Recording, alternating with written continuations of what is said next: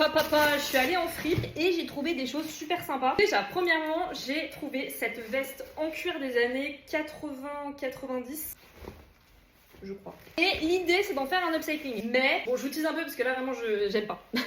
J'aime bien ma fille, elle te dit j'ai trouvé des pépites, au final tu commences à regarder, c'est horrible. L'idée en gros, ça serait de garder comme ça le col montant. On garde toute cette partie et on vient cutter ici, quitte à y faire un peu un effet bombers. En gros, pour vous donner un peu des inspirations, c'est ce genre de veste que j'aimerais avoir. J'essaye de faire quelque chose, je vous montre ça, à voir. Ensuite, toujours dans les manteaux, parce que là je suis vraiment dans une réflexion à trouver des manteaux pour cet hiver. Chez Bis Solidaire, j'ai trouvé, alors la veste d'avant, je l'ai trouvée chez Guérissol.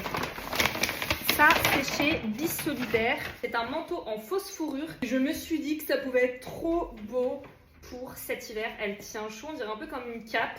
Je suis archi fan.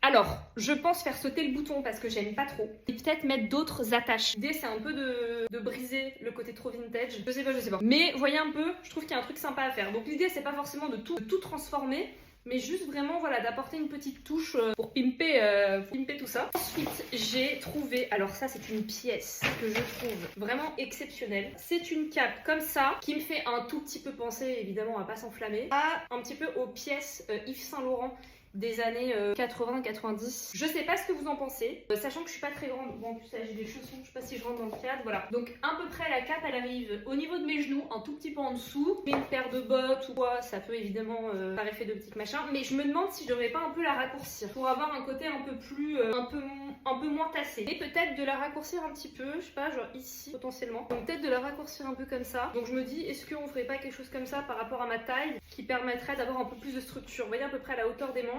À voir, je sais pas.